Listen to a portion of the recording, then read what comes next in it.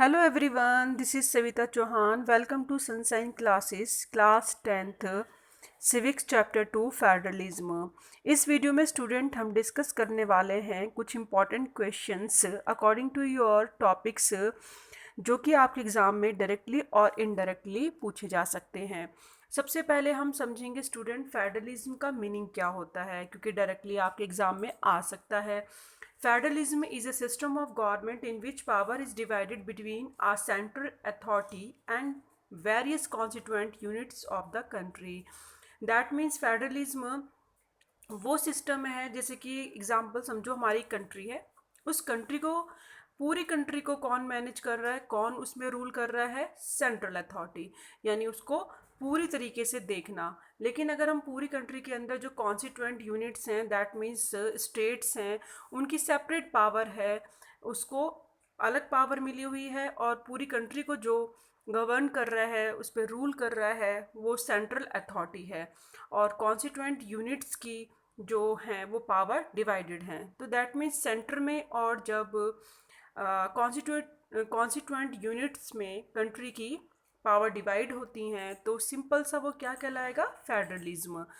A federation has two level of government. Like अभी मैंने बताया पूरी कंट्री को कौन मैनेज करता है, कौन देख रहा है? सेंट्रल अथॉरिटी देख रही है।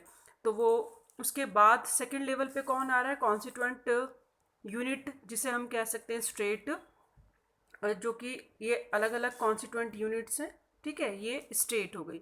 तो टू लेवल ऑफ गवर्नमेंट है फेडरेशन, और both these level of governments enjoy their power independent of other. That means एक दूसरे से बिल्कुल सेपरेट हैं, अलग इनकी पावर है। कोई भी चाहे सेंटर है या स्टेट है, अब स्टेट अपना किसी भी काम को कर सकता है, अलग ही उसकी अलग अलग पावर हैं, तो वो रिस्पॉन्सिबल नहीं है, आंसरेबल नहीं है कि वो सेंटर के लिए काम करे, या सेंटर के लिए को कोई आंसर देने के लिए जिम्मेदार नहीं है।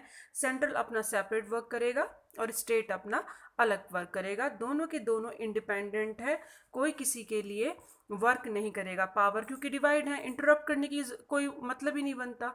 तो ये तो था मीनिंग फेडरलेशन। नेक्स्ट हम पढ़ेंगे how is federal form of government is different from unitary form of government. यानी फेडरल गवर्नमेंट किस तरीके से यूनिटरी फॉर्म ऑफ गवर्नमेंट से अलग है। फेडरल दैट मीन्स टू और मोर लेवल ऑफ गवर्नमेंट, और unitary that means one level of government. अब जस्ट आप अगर फेडरल गवर्नमेंट अंडरस्टूड कर जाते हैं तो जस्ट अपोजिट आपको यूनिटरी करना है। जैसे कि फेडरल गवर्नमेंट में there are two or more level of the government, that is national, state and local government। यानी जो लेवल है वर्टिकली अगर आप देखेंगे पावर डाइल्यूट हो रही है। अगर आप देखें सेंट्रल गवर्नमेंट अपनी पावर कहाँ डाइल्यूट कर रहा है? नीचे की तरफ स्टेट और लोकल गवर्नमेंट को दे रहा है। तो ये आप देखेंगे पावर डाइल्यूट हो रही है। तो यहाँ पे देयर आर टू और मोर लेवल ऑफ गवर्नमेंट होती है। जैसे पूरी कंट्री को सेंट्रल गवर्नमेंट संभालती है, फिर कॉन्स्टिट्यूएंट यूनिट्स को स्टेट जो हैं वो अपना सेपरेट सेपरेट अपने एरिया को देखते हैं, अपने रीजन को देखते हैं कि किस तरीके से मैनेज करना है। और ऐसे ही लोकल गवर्नमेंट होती है, जिसे हम कह सकते हैं जैसे कि पंचायती राज है, एमसीडी है, लोकल गवर्नमेंट में है ये। तो वो अपना अपना वर्क सेपरेटली करते हैं। अब अगर हम देखें इसका सेकेंड फीचर क्या है, the central government can not order the state government to do something. Central government order नहीं दे सकती स्टेट गवर्नमेंट को कि आप ये कर लो वो कर लो, because the state government has its own power. क्योंकि दोनों की सेपरेट पावर है भाई। स्टेट की कॉन्स्टिट्यूशन अगर हम कॉन्स्टिट्यूशन के अकॉर्डिंग देखें तो उसकी अलग सेपरेट पावर है, और स्टेट की गवर्नमेंट और सेंट्रल गवर्नमेंट की पावर बिल्कुल सेपरेट हैं। तो कोई किसी के लिए ऑर्डर लेने या देने के लिए कोई भी उसमें मतलब नहीं बनता। State government are not answerable to the central government. और जो सेंट्रल गवर्नमेंट है, जब वो अपना उसकी पावर अलग है, उसका वर्क अलग है, ऐसे ही स्टेट का भी अपनी पावर अलग है, वर्क अलग है, तो वो आंसर थोड़ी देगी सेंट्रल गवर्नमेंट को। सिंपल सा समझने की बात है। फेडरल गवर्नमेंट या फिर फेडरलिज्म जिसे हम समझने की कोशिश कर रहे हैं, उसका मतलब ही ये है कि सेपरेट हो गया है। यानी अगर टू लेवल गवर्नमेंट है या more than two level of government है तो उनका सेपरेट सेपरेट वर्क होगा, कोई किसी के लिए काम नहीं करेगा। उनकी पावर्स अलग हैं, रिस्पॉन्सिबिलिटी अलग होंगी। उसके बाद अगर हम देखें, there is division of power between different level of government. अब जैसे कि मैंने बताया कि भाई सेंट्रल गवर्नमेंट है, स्टेट गवर्नमेंट है और फिर लोकल गवर्नमेंट है। तो अब जो पावर इन पे उनके लेवल के अकॉर्डिंग डिवाइडेड होती हैं, ठीक है, डिफरेंट लेवल ऑफ गवर्नमेंट में डिवीज़न हो जाता है पावर का, तो वो फेडरल का ही एक हो गया फीचर। सोर्स ऑफ रेवेन्यू भी डिवाइडेड होता है डिफरेंट लेवल ऑफ गवर्नमेंट कि भैया आप सेंटर है कहाँ कहाँ से अपना रेवेन्यू कलेक्ट करेगा, स्टेट कहाँ से अपना आय जो उसका इनकम ऑफ सोर्स है वो कहाँ से कलेक्ट करेगा, लोकल गवर्नमेंट है तो वो कहाँ से अपना जो आय का या इनकम का लेवल है कहाँ से कलेक्ट करेगा। जस्ट अपोजिट हम पढ़ेंगे unitary government, that means one level of government, और case of sub unit they are subordinate to the central government. जो सब यूनिट्स होती हैं, इन केस अगर कोई सब यूनिट्स हैं तो वो सबॉर्ड कर सकती हैं किसको, सेंट्रल गवर्नमेंट को। Central government can pass an order to provisional and the local government, यानी विशेषाधिकार या जिसे प्रावधान जिसे कह सकते हैं, या कोई रूल रेगुलेशन है या कोई भी लॉ पास करना है, ऑर्डर पास करना है, तो सेंट्रल गवर्नमेंट पास करेगी लोकल गवर्नमेंट के लिए। यहाँ पे ऑर्डर वाली बात आ रही है, ठीक है। और फेडरेशन में ऑर्डर नहीं है, उनका सेपरेट पावर है और आंसरेबल भी नहीं करेगा सेंटर को, जबकि यहाँ पे सब यूनिट जो है उसकी वो क्या करेंगी, सबॉर्डिनेट करेंगी सेंट्रल गवर्नमेंट को। सेंट्रल गवर्नमेंट यहाँ पे ऑर्डर दे रहा है to the provisional and the local government को, ठीक है। The state government and sub units are answerable to the central government.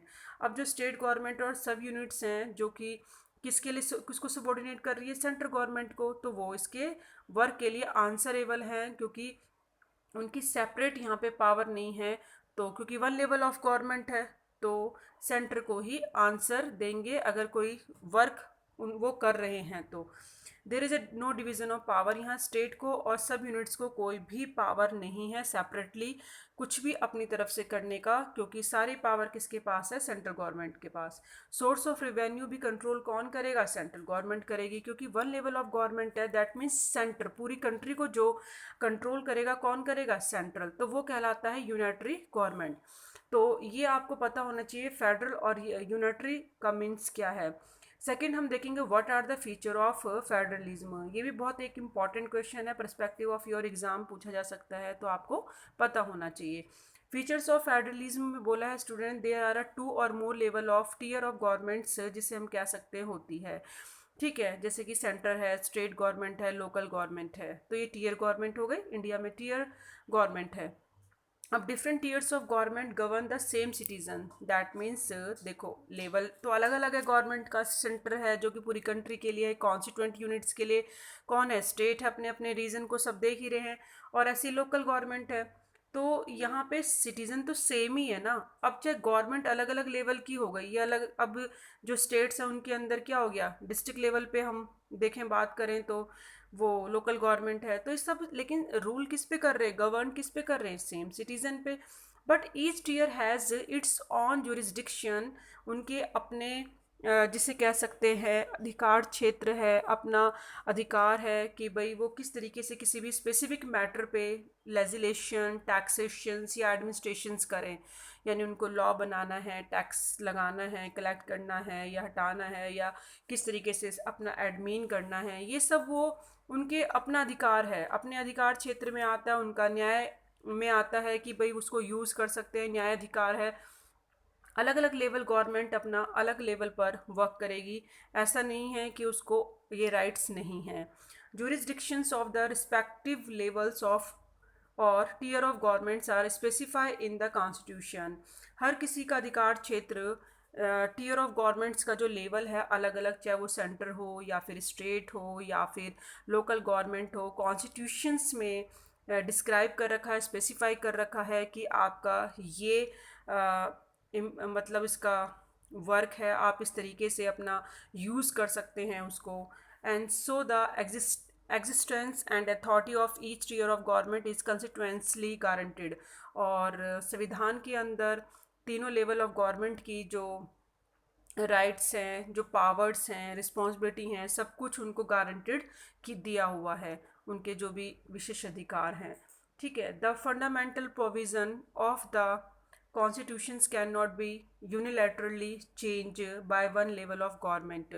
That means यहाँ पे सीधा सिंपल बताया है कि अगर फंडामेंटल जो प्रोविज़न है यानी जो हमारे मौलिक अधिकार हैं कॉन्स्टिट्यूशंस के अकॉर्डिंग, उनको हम कोई भी एक लेवल ऑफ गवर्नमेंट चेंज नहीं कर सकती है, not possible. Such change require the consent of both level of government. That means जैसे कि सेंट्रल गवर्नमेंट है, स्टेट गवर्नमेंट है, तो दोनों लेवल की गवर्नमेंट से कंसल्ट करने के बाद या कंसल्ट करने के बाद, मंजूरी लेने के बाद ही उसको पास किया जा सकता है. क्योंकि अगर वो वन गवर्नमेंट उसे पास कर देगी तो फिर कौन सी गवर्नमेंट हो गई, यूनाइटेड गवर्नमेंट हो गई, फेडरेशन थोड़ी हुई. तो फेडरेशन में सेपरेट गवर्नमेंट है, लेवल ऑफ गवर्नमेंट है, तो उनकी सेपरेट पावर है. तो यहाँ पे दोनों का इक्वलिटी बताई गई है कि अगर कोई लॉ चेंज करना है कॉन्स्टिट्यूशन के अंदर तो इक्वल उनका चाहिए सपोर्ट. कोर्ट्स है जो कि have the power to interpret constitution government. That means courts के पास ये पावर है कि वो इंटरप्ट कर सकती है कॉन्स्टिट्यूशन में. And the power of different level of government, सबकी जो लेवल की गवर्नमेंट, अलग अलग लेवल की जो गवर्नमेंट है उसकी पावर पे इंटरप्ट करने का राइट्स कोर्ट्स के पास है. क्योंकि कोई ऐसा ना हो कि लगे भाई किसी के राइट्स क्या हो रहे हैं, डिनाई हो रहे हैं. ऐसा ना हो कि सेंटर स्टेट पे ज़्यादा हावी होने की कोशिश कर रही है, या फिर ज़्यादा डिस्प्यूट बढ़ गया है, या पावर्स हैं जो कि लग रहा है डिनाई हो रही है. तो उस चीज़ का ध्यान रखने के लिए कोर्ट हैं. और हाईएस्ट कोर्ट जो है एक्ट एज ए एम्पायर, जिसे हम कह सकते हैं लाइक वो ऐसे पेरेंट्स के रूप में काम करते हैं कि डिस्प्यूट हो जाता है डिफरेंट लेवल ऑफ गवर्नमेंट के बीच में, तो उसको हैंडल करना and in the exercise of their respective powers, और वो अपने इस पावर को क्या कर सके, यूज़ कर सके, एक्सरसाइज कर सकें जो भी उनकी पावर हैं गवर्नमेंट की डिफरेंट डिफरेंट लेवल की. ठीक है, तो कोई किसी के बीच में इंटरप्ट ना हो, कोई डिस्प्यूट ना हो. तो हाईएस्ट कोर्ट है जो कि इन सब चीज़ों को देखता है. और सोर्स ऑफ रिवेन्यू अगर हम देखें, अलग अलग लेवल ऑफ गवर्नमेंट के क्लियरली स्पेसिफाई कर रखे हैं, इंश्योर कर रखे हैं कि फाइनेंशियली ऑटोनॉमी आपकी ये है, आप इस तरीके से यहाँ से रिवेन्यू कलेक्ट कर सकते हैं. सेपरेटली सबका अलग अलग लेवल ऑफ गवर्नमेंट का अलग अलग लेवल डिसाइड किया हुआ है सोर्स ऑफ इनकम के लिए. Federal system dual system objective यानी कंप्लीट करता है विशेषाधिक जो हम कह सकते हैं कि इसका जो ऑब्जेक्टिव्स हैं जो ये कंप्लीट करता है क्या है. एक तो पहला ये safe guard and promote unity of the country. किसी भी कंट्री को बाइंड करने का काम करना, यूनिटी देना, बहुत जिसे कहते हैं वो एक फेडरल सिस्टम के अंदर है. क्योंकि आप देख रहे हैं सेंट्रल गवर्नमेंट है, स्टेट गवर्नमेंट है या लोकल गवर्नमेंट है, यहाँ पे जब रिस्पेक्टिवली सभी के पास पावर है और पावर डाइल्यूट हो रही है सेंटर से स्टेट पे लोकल पे, तो दैट मीन्स यहाँ पे एक सेफ गार्ड बन जाता है, एकता बनती है कि सब मिलकर काम करेंगे. चाहे कॉन्स्टिट्यूएंट हैं, चाहे सेपरेट सेपरेट पावर है, लेकिन मिलके काम करना यहाँ पे एक आता है कि हाँ हमारे पास भी पावर है. क्योंकि जो सेंटर है वो अपनी पूरी कंट्री को देख रहा है तो उसके पास भी पावर है. अब यहाँ पे अगर देखें स्टेट है, अब अगर भी उसको पावर नहीं मिलती है तो उस लेवल का उसको फ्रीडम नहीं मिलती है तो वो वर्क नहीं कर पाएंगे. तो वहाँ पे कहीं ना कहीं कॉन्फ्लिक्ट हो सकता है. लेकिन जब सेपरेटली सबको पावर मिली हुई है तो वहाँ रिस्पॉन्सिबिलिटी भी बन जाती है और यूनिटी भी बनती है कि मिलके काम करना है. तो यहाँ पे सेफ गार्ड और एज ए प्रमोट हम कह सकते हैं कंट्री की यूनिटी को बढ़ाने का काम फेडरल सिस्टम में बहुत ज़्यादा है. और जबकि इसका दूसरा हम देखें कि जो ऑब्जेक्टिव है क्या, अकोमोडेट ऑफ रीजनल डाइवर्सिटी. यानी आप देखेंगे इतनी रीजनल डाइवर्सिटी देखने को मिलती है हर स्टेट्स में, अलग अलग देखने को आपको डाइवर्सिटी मिलेगी. जैसे कि एग्जांपल ले लो, किसी भी आप स्टेट का एग्जांपल ले सकते हैं. जैसे कि चलो हम एग्जांपल लेते हैं वेस्ट बंगाल का ही. तो वेस्ट बंगाल में स्टूडेंट अगर आप देखेंगे अलग रिलीजन के लोग अगर हैं वहाँ पे, ठीक है, अगर किसी भी उसमें आप देख सकते हैं, और हम अगर उसको ज़्यादा मतलब डिनाई कर देते हैं, नेगलेक्ट कर देते हैं, या फिर उनकी जो फीलिंग्स है उसको हम क्या कर देते हैं, हर्ट करते हैं, नहीं ध्यान देते हैं, तो वो क्या हो जाएंगे, अपने आप को अलग महसूस करेंगे कंट्री से। जो मैं अगर हम एग्ज़ाम्पल वेस्ट बंगाल का ले रहे हैं, तो अगर हमें उनको बाइंड करना है, यूनिटी में लेना है, तो उस रीजनल डाइवर्सिटी को भी अकोमोडेट करना पड़ेगा। यानी उनको हमें क्या देना पड़ेगा, इक्वल देना पड़ेगा। जितने भी स्टेट्स हैं वहाँ पे सबका ही अलग अलग लैंग्वेज है, एक अपना कल्चर है और अपना डाइवर्सिटी पाई जाती है, तो हम सबकी रिस्पेक्ट करेंगे और इक्वल राइट्स देंगे और उनको उतना ही महत्व देंगे, इम्पोर्टेंस देंगे, तभी एक फेडरल सिस्टम कहलाएगा। क्योंकि इक्वलिटी और हम कह सकते हैं जो पावर डिवाइड है, तो सेम टाइम पे हम कह सकते हैं कि हाँ, रीजनल डाइवर्सिटी को भी अकोमोडेट करता है फेडरल सिस्टम। क्योंकि इतनी डाइवर्सिटी होने के बाद भी कॉन्फ्लिक्ट को अगर कोई कम करता है तो कौन करता है, फेडरल सिस्टम। क्योंकि पावर डिवाइडेड है, हर किसी के पास पावर है सेपरेटली इस चीज़ के लिए, तो उनको ऐसा लगता है कि हम सब एक हैं, हमें मिलके काम करना है। तो इसका हमें पता चलता है। तो हमने आज के क्वेश्चंस, हमने 3 क्वेश्चंस डिस्कस करे। स्टूडेंट मीनिंग हमने सबसे पहले पढ़ा, what is the meaning of federation. उसके बाद हमने यूनिटी, यूनिटरी और फेडरेशन गवर्नमेंट में डिफरेंस समझा है, फेडरल में दोनों में डिफरेंस क्या है। तीसरा हमने समझा है कि फीचर्स क्या होते हैं फेडरलिज्म के, ठीक है।